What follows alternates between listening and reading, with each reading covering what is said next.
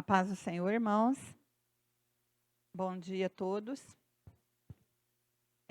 O nosso curso de discipulado a gente pretendia começar agora em março, mas houve pouca divulgação e poucas fichas. Então, eu estou aguardando que o pessoal que pretende fazer o discipulado preencha as fichas. Geralmente elas ficam ali na mesa no fundo. Precisa entregar para a gente saber em que lugar a pessoa pretende fazer. Apesar que eu acho que lá no CDHU já tem uma quantidade de gente bem grande e eles já começaram, né? Então, a gente divulga bastante, porque quando está na segunda, terceira semana, já não dá mais para começar, a não ser que o professor tenha disponibilidade para repor as aulas. O discipulado precisa ser feito de forma completa, porque aí no final você recebe um certificado e com esse certificado você pode fazer o curso de teologia. É um pré-requisito básico para fazer a teologia, ok? Então, os líderes que estão aqui, por favor, vocês sabem quais discípulos precisam fazer o discipulado, então insista com eles, que a gente pretende fazer, se tiver uma quantidade de pessoas bem grande, né, no domingo de manhã e também na terça à noite.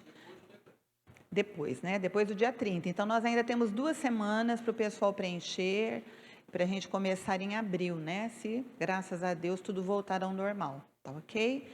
Então, por favor, divulguem para as pessoas. Eu tenho colocado nas redes sociais, o culto do domingo passado avisou durante os 3 cultos, e depois que a gente começa, aí é difícil alguém entrar, tá? Então, é bom que a pessoa já preencha a sua ficha, já comece bem na primeira aula, porque tem provinhas, tem a quantidade de faltas máxima que a pessoa pode ter, para que seja um curso completo, amém? Eu quero compartilhar com vocês uma palavra. Eu vou usar vários versículos, então se você não quiser abrir para ser mais rápido, eu já coloquei para o pessoal da mídia e vocês olham aqui pelo telão. Mas vamos começar com Efésios 6:12. É um texto bem conhecido.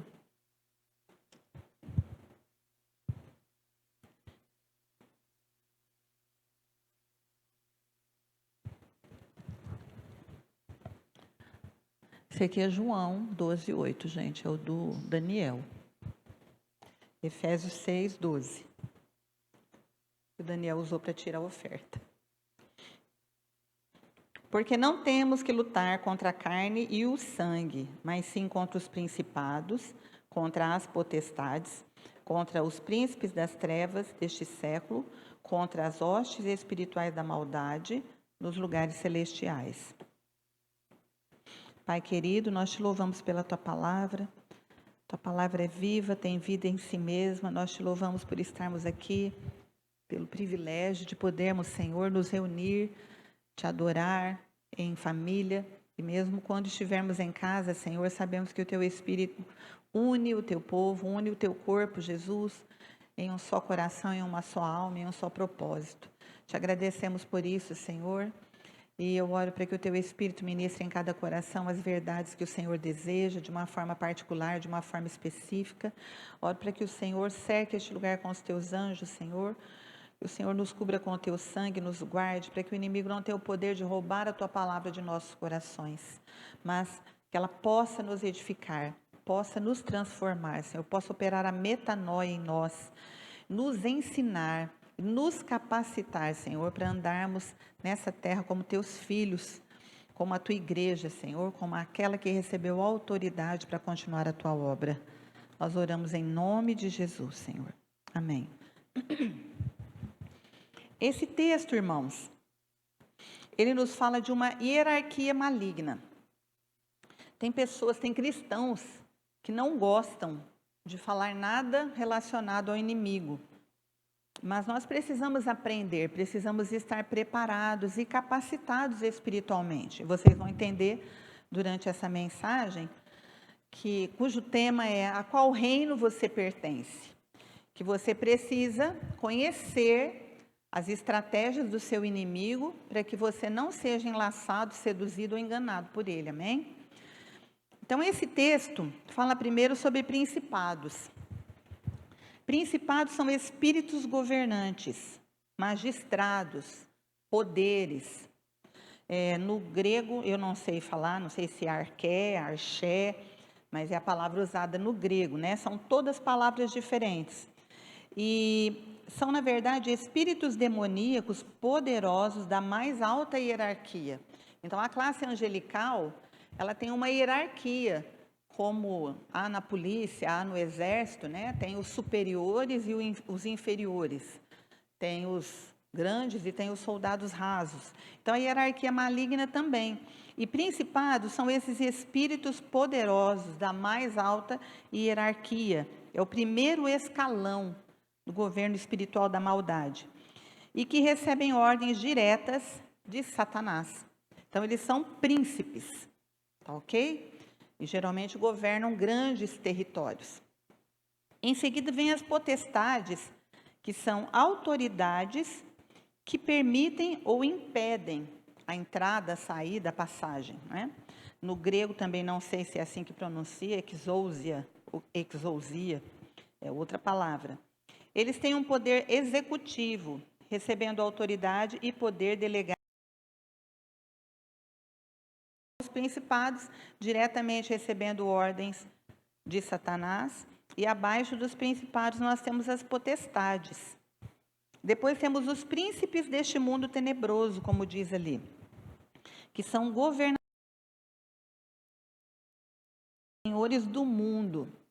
Essa palavra mundo, quando ela é aplicada com esse sentido, é cosmos. Nós vamos ver daqui a pouco algo mais sobre o cosmos, né? E no grego é cosmocrator, ou cosmocrátora, outra palavra. Eles são responsáveis pela luta contra a verdadeira luz e levam o povo às trevas, cegando-lhes os olhos e levando trevas às almas dos homens. Então, eles que são responsáveis pela cegueira espiritual das pessoas, agem mais, como vocês podem ver aqui, né, nós temos o rei, o presidente, né, depois tem os seus ministros, depois tem os governadores, né? Então, os príncipes deste mundo tenebroso, os cosmocrátoras, são esses senhores do mundo que governam o cosmo. E eles são responsáveis por isso, para que a luz de Deus não penetre na mente das pessoas, não alcance os seus corações e as pessoas se convertam.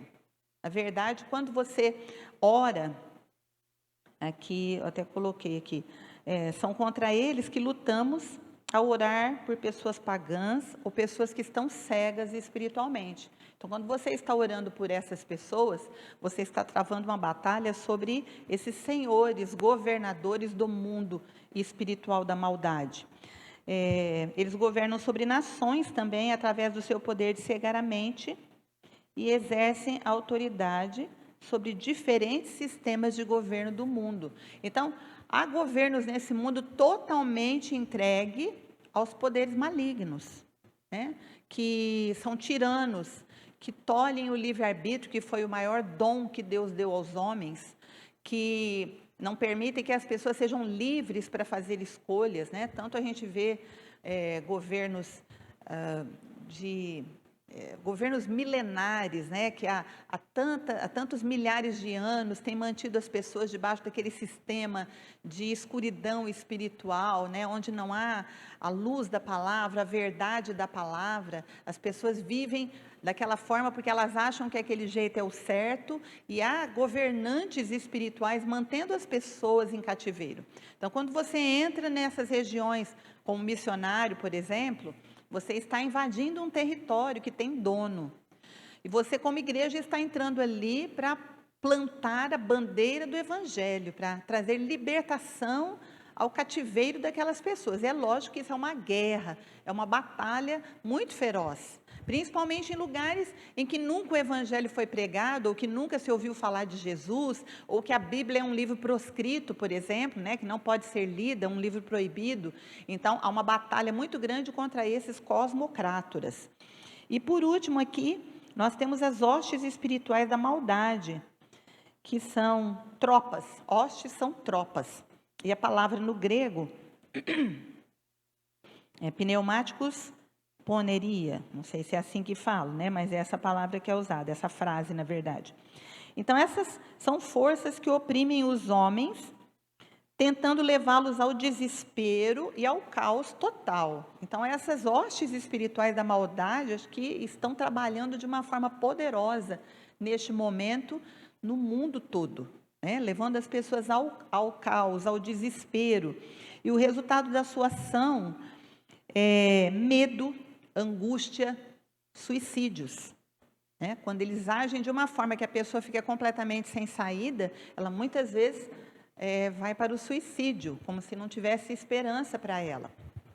Porque essas hostes espirituais da maldade são tropas, são numerosas, né? É a mais baixa hierarquia, mas são elas que atacam as pessoas de uma forma praticamente direta, né?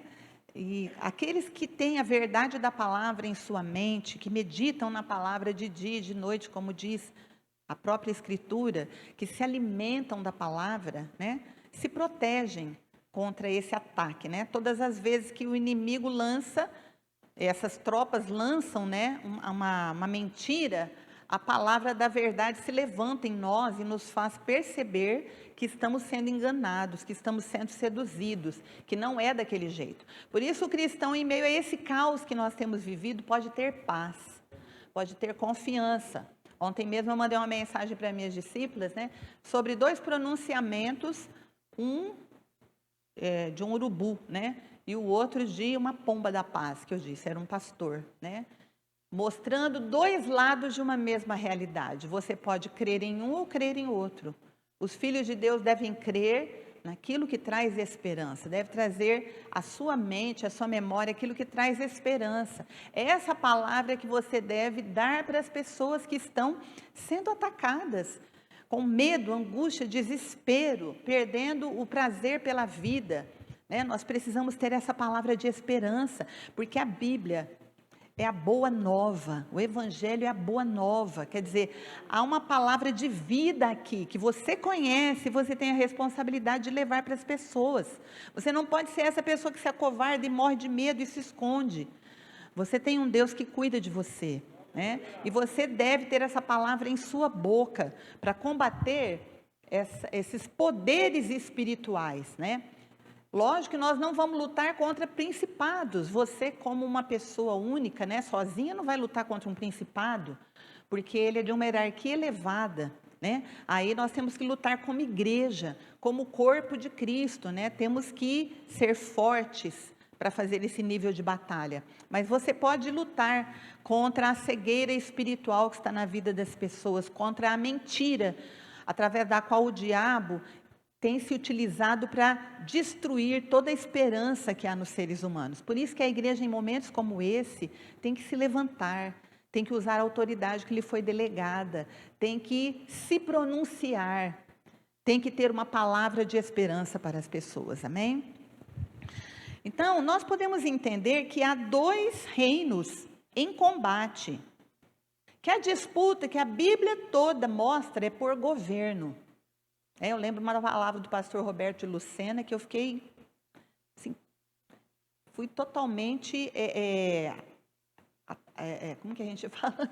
Eu fui confrontada por aquela palavra, e eu achei tremenda demais, em que ele disse, irmãos, a Bíblia mostra só uma coisa, uma batalha por governo.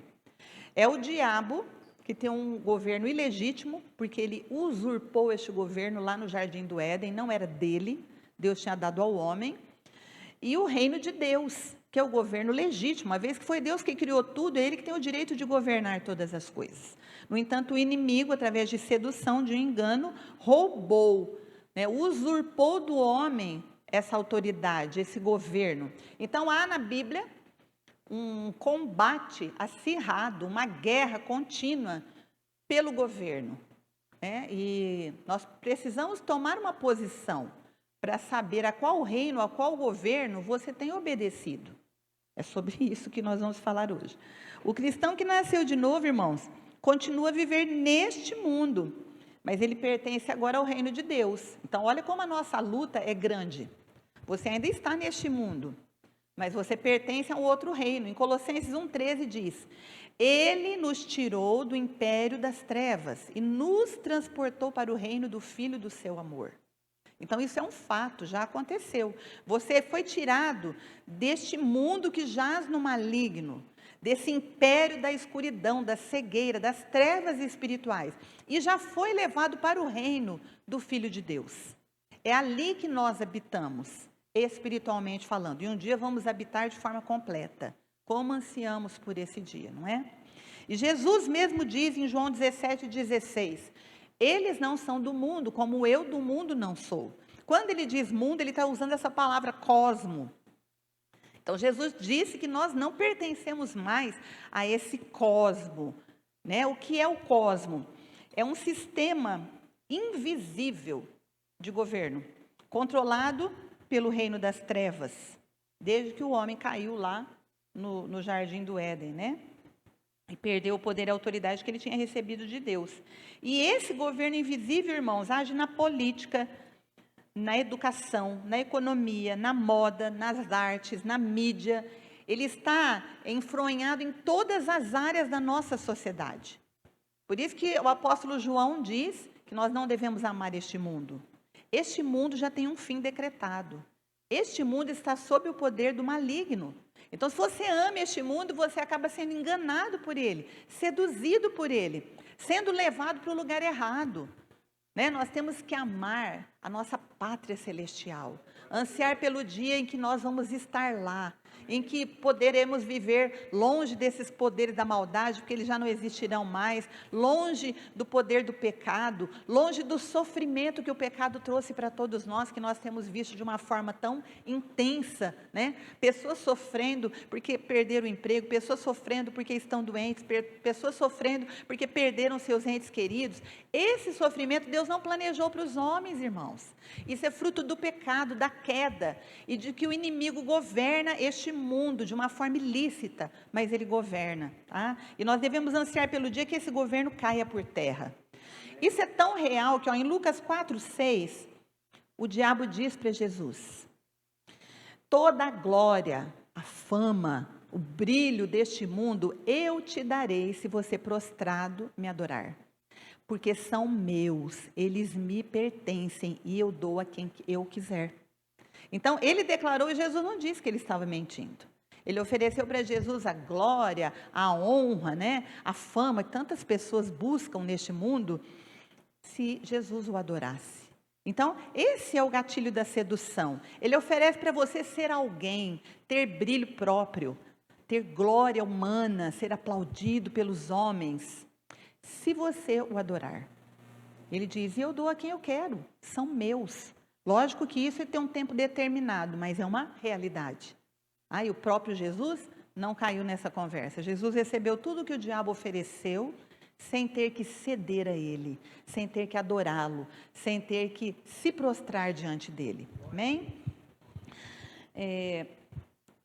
Então, há 4 pontos aqui que eu quero ver com vocês, a respeito desse tema. Primeiro, os padrões do reino de Deus são contrários aos deste mundo, ao desse cosmo, ao desse sistema invisível que está controlando todas as coisas da nossa sociedade, todas as coisas que existem neste mundo, né? E aí entram potestades, principados, entra os poderes espirituais da maldade, entra tudo isso para manter esse governo a todo custo. Mas os padrões do reino a que a gente serve são contrários aos padrões deste mundo. Em Mateus 5, de 3 a 12, e, aliás, foi nesse texto que Deus começou a ministrar essa palavra ao meu coração, né? Eu fiz essa explicaçãozinha aqui antes, porque muita gente não sabe dessa luta por governo, desses poderes espirituais, desse governo maligno sobre a terra, né? Então é importante a gente explicar. 5, a partir do versículo 3 ao 12. São as bem-aventuranças, né? O sermão do monte. Olha o que Jesus diz: bem-aventurados os pobres de espírito, porque deles é o reino dos céus. Bem-aventurados os que choram, porque eles serão consolados. Bem-aventurados os mansos, porque eles herdarão a terra. Bem-aventurados os que têm fome e sede de justiça, porque eles serão fartos. Bem-aventurados os misericordiosos, porque eles alcançarão misericórdia. Bem-aventurados os limpos de coração, porque eles verão a Deus.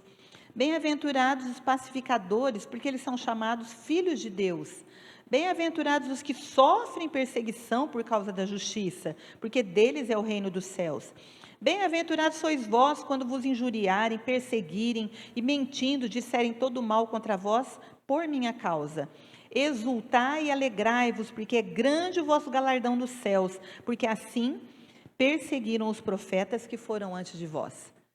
Isso é o que o mundo ensina, irmãos, que é bem-aventurado quem é pobre de espírito, quem chora, quem sofre injustiça, quem é manso, quem é misericordioso, quem tem fome e sede de justiça, quem é limpo de coração, quem é pacificador, né? Os que são injuriados, perseguidos, né? E quando nós sofremos pelo reino de Deus, o mundo diz que nós somos bem-aventurados? Não, porque os padrões do mundo não são os mesmos que o do reino de Deus. E se você quer fazer parte do reino de Deus, você tem que entender isso que Jesus disse. Porque Ele foi na nossa frente. Ele foi visto assim, Ele viveu dessa forma. Então, não pense que você vai ser um cristão nota 10, íntegro, correto, e o mundo vai te aplaudir.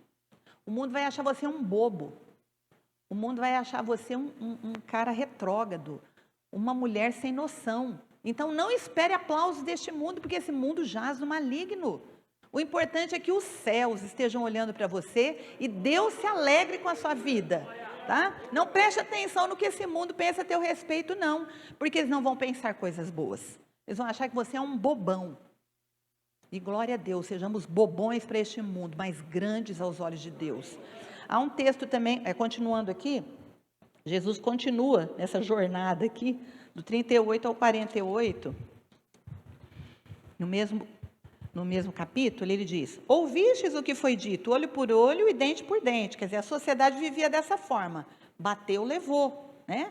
Mas Jesus diz: eu, porém, vos digo, que não resistais ao mal, mas se qualquer te bater na face direita, oferece-lhe também a outra. E o que quiser pleitear contigo e tirar-te o vestido, dá-lhe também a capa. E se qualquer te obrigar a caminhar 1 milha, vai com ele 2. Dá a quem te pedir e não te desvies daquele que quiser que lhe emprestes. Ouvistes o que foi dito, amarás o teu próximo e aborrecerás o teu inimigo. Eu, porém, vos digo, amai os vossos inimigos, bendizei os que vos maldizem, fazei bem aos que vos odeiam, orai pelos que vos maltratam e vos perseguem, para que sejais filhos do vosso Pai que está nos céus, porque Ele faz que o seu sol se levante sobre maus e bons, e a chuva desça sobre justos e injustos. Pois se amardes os que vos amam, que galardão havereis? Não fazem os publicanos também o mesmo? E se saudardes unicamente os vossos irmãos, que fazeis demais? Não fazem os publicanos também assim? Sede vós, pois, perfeitos, como é perfeito o vosso Pai, que está nos céus. Outro grupo de padrões e princípios que este mundo considera uma loucura. Se alguém te bater numa face, você oferece a outra. Se alguém te tirar o vestido, você dá também a túnica. E vai indo, né? Uma porção de coisas assim. Dá a quem te pedir, não recuse a quem pede que você empreste, né? Amarás o teu próximo, aborrecerás o teu inimigo. Mas Jesus diz: amai vossos inimigos, bendizei aqueles que falam mal de você, façam bem aos que vos odeiam, né? E orai pelos que vos maltratam e vos perseguem, para que sejais filhos do Deus Altíssimo.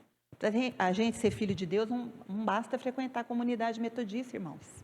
Temos que nascer de novo e deixar o Espírito Santo nos ensinar os padrões que governam o reino de Deus. É fácil? Não é. Nós somos pessoas falhas, pecadoras, mas nós podemos, pela graça de Deus, pela ajuda do Espírito Santo, vencermos essa batalha. É isso que vai mexer com o coração das pessoas, é isso que vai fazer com que elas prestem atenção em nós. Não é porque você conhece a Bíblia e repete a Bíblia de trás para frente, é porque você vive aquilo que está escrito nela. E são padrões que o mundo não consegue entender, porque não são padrões que governam este mundo, eles governam o reino dos céus, do qual nós agora fazemos parte.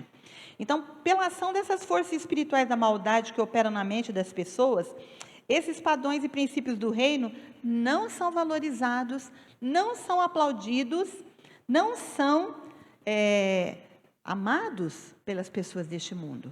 Então, viva dessa forma, não porque você quer conquistar a admiração das pessoas, mas porque você quer agradar o seu Pai que está nos céus. Você quer ser parecido com Ele, você quer manifestar na sua vida a grandeza dEle. Não fique esperando que você vai fazer bem a uma pessoa deste mundo e ela vai aplaudir você, ela vai retribuir, ela vai ficar felicíssima e vai falar bem de você para todo mundo, a não ser que ela se converta com isso, né? Mas caso contrário, o que você fizer vai ser rapidamente esquecido. Então não faça para as pessoas, faça para Deus. Segundo ponto, irmãos, o reino de Deus tem embaixadores e ministros. Todo reino, todo governo tem embaixadores e ministros. Nós já vimos aqui que o governo das trevas tem as hostes espirituais da maldade, tem os principados, tem as potestades, tem os dominadores deste mundo. Então, são uma hierarquia, né, que ajudam o príncipe deles a governar. Então, da mesma forma, o reino de Deus tem embaixadores e tem ministros para que Deus governe sobre essa terra, pelo menos nas áreas em que a gente consegue entrar e tomar posse. Não sei se vocês sabem, mas embaixada é um pedaço do território daquela nação em outro lugar. Então, a embaixada do Brasil, lá na China, é um lugar onde valem as leis do Brasil na China. Então, se alguém ali estiver sendo perseguido ou estiver sofrendo algum perigo, ela corre para a embaixada brasileira, porque depois que ela atravessa os portões da embaixada brasileira lá, ela está em território brasileiro na China. Vocês sabiam disso? Há muitos filmes que a gente assiste que as pessoas vão lá naquela corrida de carros para tentar atravessar para dentro da embaixada e não ser pega, porque está sendo perseguida por algum motivo. É por isso, porque as leis que operam ali são as leis daquele país, não do país em que a pessoa está vivendo. Então, irmãos, a igreja é a embaixada de Deus na terra. O que vale na igreja e onde a igreja hasteia sua bandeira são as leis do reino, não as leis deste mundo. Amém? Vocês precisam entender muito bem isso. A igreja é a embaixada do reino dos céus na terra, é um território aonde as leis do reino de Deus é que governam, não as leis deste mundo. Então nós temos que fazer o máximo possível para trazer as pessoas para essa embaixada, para elas saírem do domínio de Satanás, da cegueira espiritual, do cativeiro em que elas vivem e serem livres, porque Jesus veio para torná-las livres. Então nós precisamos lutar, a nossa guerra é por isso, o diabo não quer deixar e a gente quer trazer. Então você tem que fazer uma guerra em oração, em jejum, se enchendo do Espírito, comendo a palavra, para que você tenha armas espirituais contra o poder das trevas. E é interessante que todo governo tem uma ideologia, né? E os governantes escolhem esses embaixadores e ministros para representar e expressar a sua ideologia. Então, vocês já viram aqui no nosso governo brasileiro quantos ministros saíram ou foram demitidos? Por quê?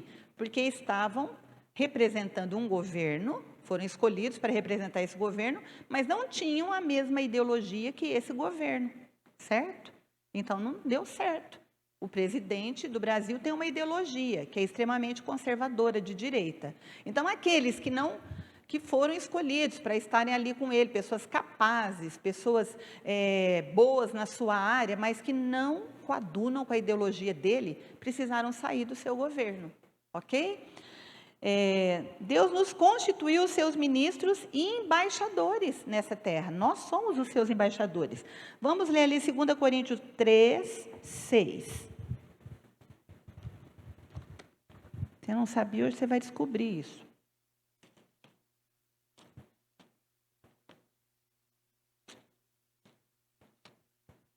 3, versículo 6.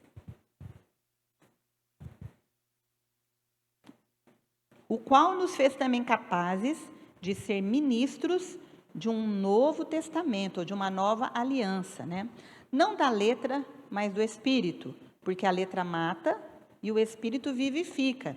E ele continua aqui no capítulo 5, 18 a 20. Só vira uma folhinha aí. 5, 18 a 20. E tudo isto provém de Deus, que nos reconciliou consigo mesmo por Jesus Cristo e nos deu o ministério da reconciliação. Isto é, Deus estava em Cristo reconciliando consigo o mundo, não lhes imputando os seus pecados, e pôs em nós esta palavra da reconciliação. De sorte que nós somos o quê, irmãos? Embaixadores da parte de Cristo, como se Deus por nós rogasse.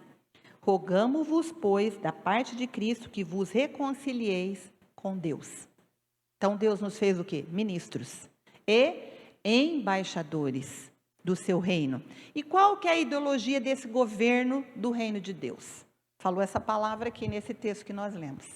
Qual que é a ideologia desse governo? Reconciliação. Deus quer reconciliar consigo o mundo, que desde o jardim do Éden ficou sobre um governador, um governante, um príncipe da maldade. E Deus quer resgatar o máximo de pessoas possível, que estão neste mundo cegas, debaixo desse governo autoritário, manipulador, maldoso. Ele quer trazer para si. Como disse lá em Colossenses, ele nos tirou do império das trevas e nos transportou para o reino do Filho do seu amor. Ele quer fazer isso com todos os homens. Não achou a gente mais bonitinha e quis fazer conosco. Ele quer fazer com todos. E agora você é ministro de Deus e você é embaixador de Deus nessa terra, para trazer as pessoas que estão perdidas para esse reino de luz, de verdade, de liberdade, para serem novas criaturas, irmãos. Então, através de vários ministérios que há na igreja, qual o ministério? Não é da economia, não é do trabalho, aquele monte de ministério lá que tem na política, né? É o do louvor, da palavra, de libertação, de evangelismo, de ensino, de dança. Através de todos esses ministérios, nós expressamos como ministros de Deus, nós plantamos essa ideologia do reino de Deus, a reconciliação. Então, quando você canta, você está sendo um ministro de Deus que está levando a mensagem da reconciliação para as pessoas. E assim é quando você prega, e assim é quando você dança, e assim é quando você faz a libertação na vida de uma pessoa, cura e libertação dela. E assim é quando você ensina, e assim é quando você evangeliza lá nas ruas. Você está passando para as pessoas, expressando para elas a ideologia do reino, do governo ao qual você pertence agora, que é reconciliação. Por isso que a gente diz, Deus te ama, Deus tem um propósito para a sua vida, Deus quer que você o conheça, Ele quer se revelar a você, Ele quer manifestar a presença dEle na sua vida, Ele quer restaurar a sua família, Ele quer restaurar os seus filhos, o seu relacionamento conjugal, o seu emprego. Deus quer te dar um ministério, Deus quer te dar um propósito para que você viva nessa terra servindo a Ele. Isso, irmãos, é o ministério da reconciliação. Através de qualquer coisa que você faça na igreja, você está expressando essa ideologia. E quem expressa outra ideologia não é ministro que serve para o reino de Deus. Quem está em busca do seu reino pessoal, da sua própria glória, da sua própria fama, de ser reconhecido, de ser aplaudido, de ser admirado, não serve, irmãos, para ser ministro desse reino. Para ser ministro desse reino, nós precisamos entender que fomos chamados para levar a palavra da reconciliação para as pessoas. Seja através do que quer que a gente faça. Você sempre tem que ter em mente, eu preciso alcançar essas pessoas, tirá-la do reino das trevas, trazê-la para o reino de Deus, fazer com que ela conheça a verdade, seja livre, fazer com que ela saia desse cativeiro da maldade, fazer com que ela conheça a verdade, fazer com que a vida dela conheça a bênção, a plenitude, a abundância de Deus. Entenderam? É isso que você tem que ter em mente quando você cruza com qualquer pessoa, quando você está ali perto de alguém da sua família que está lá mergulhado no lamaçal do pecado, quando você está estudando, trabalhando, onde quer que você esteja, isso deve governar a sua mente. As estratégias que você monta tem que ser em torno disso. Como eu vou alcançar essa pessoa? Como eu vou fazer para essa pessoa conhecer o meu Jesus? Amém, irmãos? Outra coisa, o que plantamos e onde plantamos determina o que colheremos e em que reino daremos frutos. Tem muito cristão dentro da igreja plantando nesse mundo. Tem muitos cristãos dentro da igreja plantando sementes erradas. Então, o que essa pessoa vai colher e onde ela vai colher, não vai ser no reino de Deus. Vamos ver em Gálatas 6, do 7 ao 8, um versículo muito conhecido também, muito usado para finanças, mas ele serve para todas as outras coisas, né? Gálatas 6, de 7 a 8. Diz assim: não erreis, de Deus não se zomba, porque tudo que o homem semear, isso ele também colherá. Porque o que semeia na sua carne, da carne colherá a corrupção, mas o que semeia no Espírito, do Espírito colherá a vida eterna. Então, presta atenção, o que você está semeando e onde você está semeando. Porque tem muita gente, como eu disse, a gente vê, né? A gente lida com pessoas. Quando ela começa a colher tempestade na vida dela e vem desesperada procurar ajuda, aí você entende que ela semeou o quê? Vento.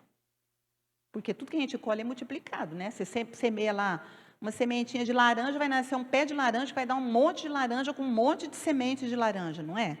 Então, tudo que a gente colhe, a gente semeia, a gente colhe multiplicado. Se você semeia vento, a Bíblia fala que você vai colher tempestade. Quando a pessoa começa a colher um monte de problemas, de tragédias, de perdas em várias áreas na vida dela, ela deve atentar para o seguinte fato: o que eu tenho plantado? E onde eu tenho plantado?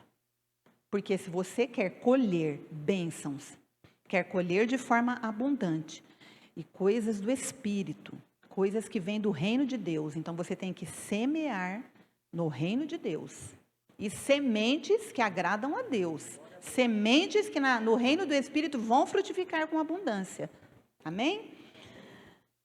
E por último, o ponto 4. Nossas escolhas e decisões devem ser focadas no reino. Isso, irmãos, quando o Espírito Santo vai operando a metanoia na sua mente, transformando a sua mente, que veio lá deste mundo, de uma família que não tinha valores cristãos, de situações que você viveu que não tinha nada a ver com Deus, né? E de repente você se converte, Deus começa a te ensinar coisas novas, a palavra de Deus começa a te revelar quantas coisas erradas foram plantadas em você, e você começa a trabalhar para que Ele te transforme, para que o Espírito Santo, no lugar das obras da carne, comece a produzir o fruto dele na sua vida, né? Então, automaticamente, o Espírito Santo vai começar a te nortear nas suas escolhas. E essas escolhas sempre devem focar, em primeiro lugar, o reino de Deus. As suas decisões que você toma na vida. É que nem quando você está ali tentando pregar para alguém que de repente é tomado pelo diabo e mete a mão na sua cara, né? Como Jesus disse lá. Se alguém te bater numa face, o que você faz? Mas isso é uma coisa momentânea. A sua carne vai dizer, mete a mão na cara dele também. Não é? Mas o Espírito vai falar, não foi isso que eu te ensinei. A tua atitude de mansidão vai trazer muito mais resultado do que você revidar no poder da carne. Então, essas decisões que a gente toma, mesmo em situações momentâneas, às vezes lá no calor da emoção, né? Com o nosso marido, com a nossa esposa, quem é casado aqui sabe, vem aquele monte de coisa na tua boca para você falar, agora eu acabo com essa criatura. Aí o Espírito Santo fala, você não vai falar nada. Pode deixar que eu falo com ele. E a hora que eu falar, ele vai ouvir. Deixa que eu falo com ela. A hora que eu falar, ela vai me ouvir. Agora, se você falar, agora você vai dar lugar ao diabo. Você vai... Aí, eu faço essas coisas, gente. Você vai semear na carne. E vai colher o quê? Corrupção. Quando nós semeamos na carne, a gente colhe a corrupção. Quando nós semeamos na carne, a gente dá lugar ao diabo. E ele entra e faz um desastre na nossa vida. Então, quando nossa mente vai sendo transformada, por isso que a gente fala muito de discipulado, curso de teologia, você ouvir ministrações da palavra, principalmente de pessoas idôneas, é para que você alimente o seu espírito, para nos momentos de você tomar decisões rápidas, quem tome o governo da sua vida seja Ele, não a sua carne. E você semeie no espírito para colher frutos abençoados. Você não semeie na carne para colher problemas, feridas, mágoas, divisões, quebras de relacionamento, né? Coisas que talvez vai ter muito trabalho para consertar depois. Então é aí que nós precisamos nos alimentar da verdade, né? Então essas escolhas e decisões devem ser focadas no reino sempre. Você naquele momento que você tem para pensar, você falar, o que eu devo fazer para que o produto, o resultado seja bênção e não problema? E o Espírito Santo imediatamente vai te trazer um versículo na mente. Isso acontece muito comigo. Na hora, ele faz brilhar um versículo, mas é lógico que se eu não conhecesse o versículo, ele não teria o que usar para me ajudar, né? Mas como eu leio a palavra, eu como a palavra, eu amo a palavra, no momento em que eu estou naquele embate entre a minha carne e o meu espírito, imediatamente ele me lembra um texto da palavra, para acalmar meu coração, né? Jesus se defendeu do diabo na tentação de que jeito? Ficou batendo boca com ele? Ficou falando, eu sou o filho de Deus, eu sou muito maior que você, se eu quiser agora eu piso na tua cabeça, eu sopro e você vai virar pó, né? Jesus não fez isso, irmãos. Ele usou 3 versículos para se defender do diabo, e o que o diabo fez? Foi embora. Então você tem que aprender a usar a espada do Espírito, que é a palavra de Deus. A arma que Deus colocou na sua mão, que é a única que tem poder para vencer. Amém? Vamos ler em Mateus 13, 44 a 48.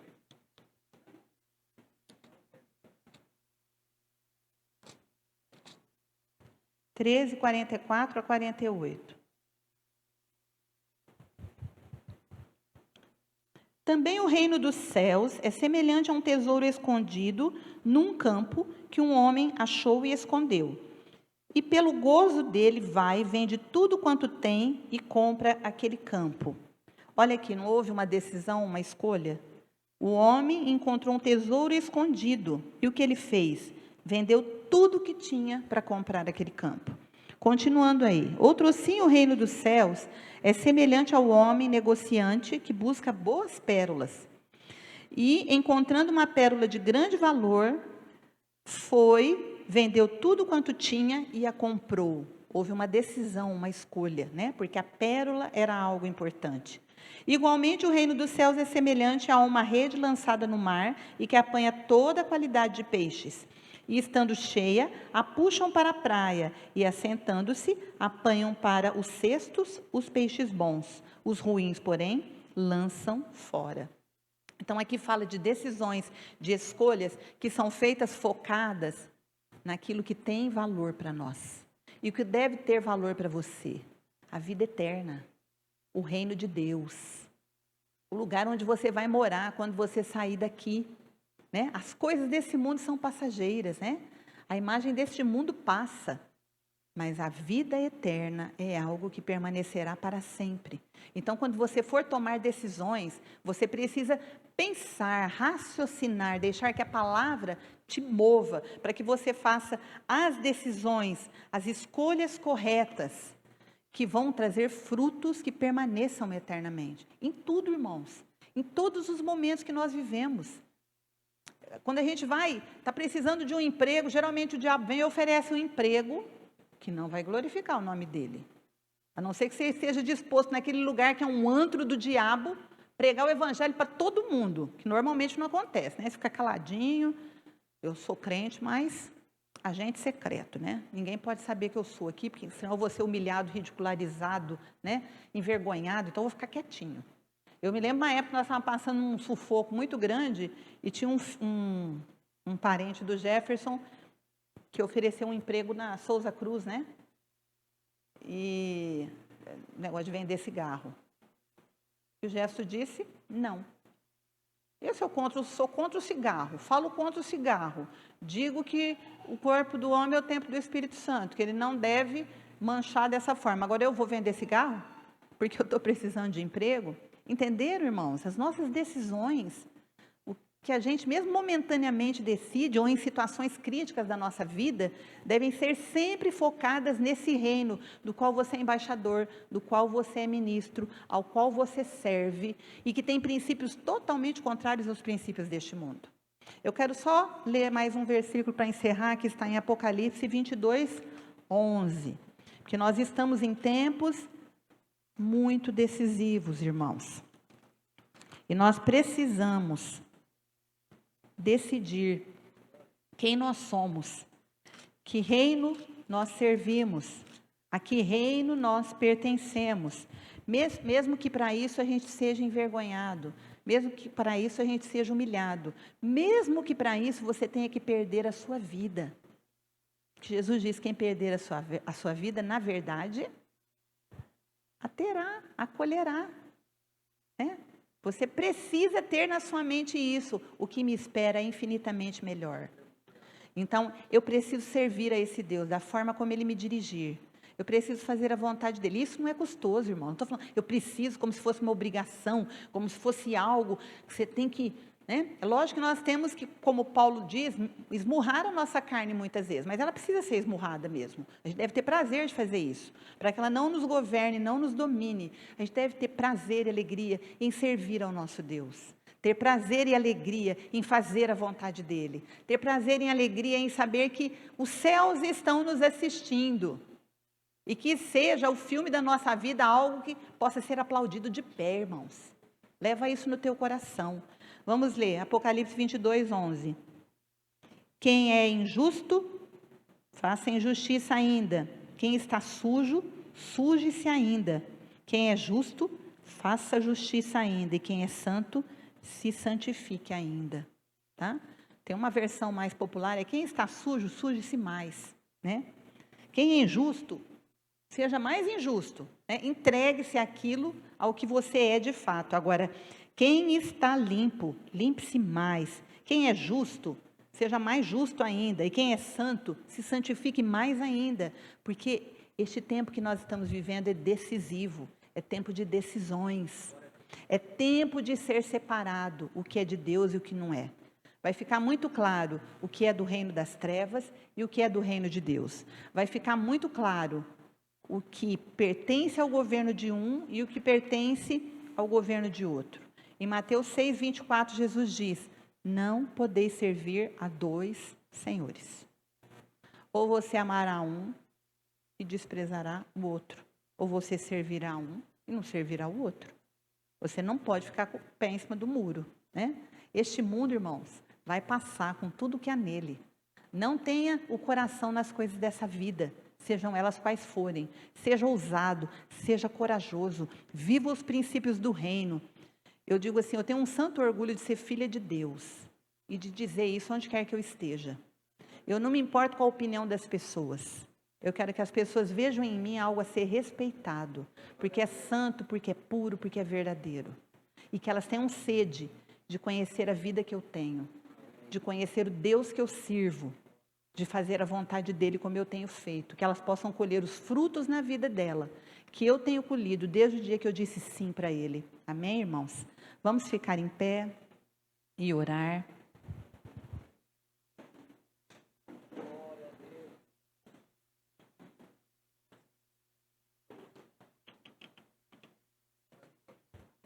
Eu sou filha de Deus, irmãos, mas a raça italiana, assim, no corpo.